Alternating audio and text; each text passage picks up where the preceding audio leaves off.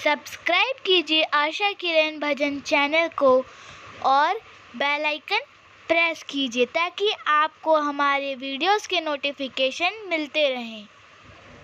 प्यारे साथ संगत जी, दासी को जो जीवन में अनुभव होता है सतगुरु के चरणों में जुड़ने के बाद, तो आप जी के चरणों में कोशिश करती है कि रखे जो सतगुरु की कृपा कैसे हुई है, अपने चरणों में कैसे जुड़े हैं सतगुरु बाबा जी।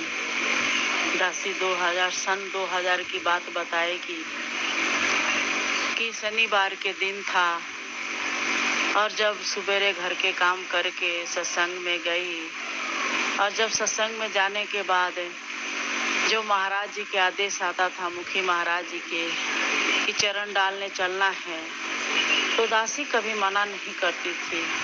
कहते हैं कि रहमत दे दरबार अंदर ही हुजत ठीक नहीं, भूल से घर जो ना निकल गई समझो कि किस्मत ठीक नहीं। ये दासी सुनती थी, इसलिए मना कभी नहीं करी। ठीक है महाराज, सत्य वचन।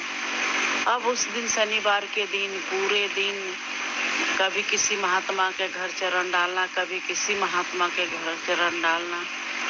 शाम को 6 बज गया, बच्चों को रोटी बना के धर के गई थी, लेकिन बच्चे कहने लगे कि आज तो पापा से शिकायत लगाएंगे, आप पूरे दिन बाहर रहे हो, 6 बजे अभी आ रहे हो।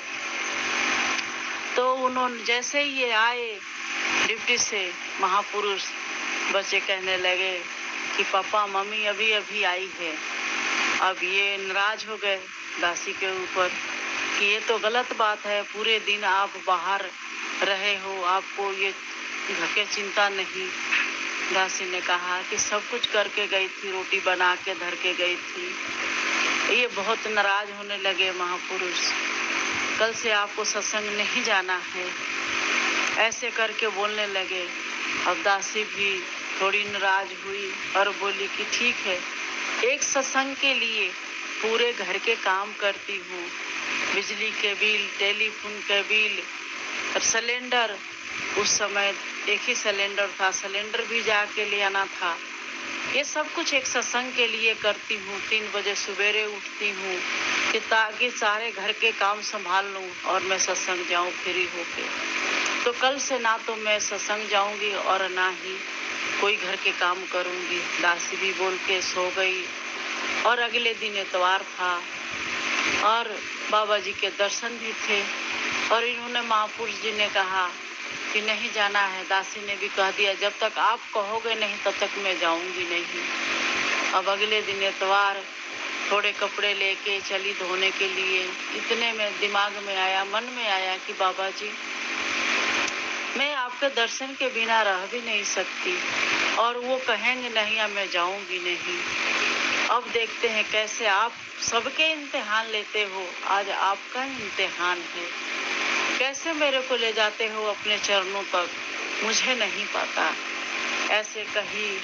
और दीप मार्केट, हमारे अशोक विहार में एक दीप मार्केट है, वहाँ जाने लगे। दीप मार्केट में उधर से आपसी आ रहे थे, जैसे एक लाल बत्ती होता है, उस लाल बत्ती पे खड़े हो गए क्योंकि ट्रैफिक थी। और इतने में एक गाड़ी आके सामने खड़ी हो गई, हम जानते भी नहीं थे उनको।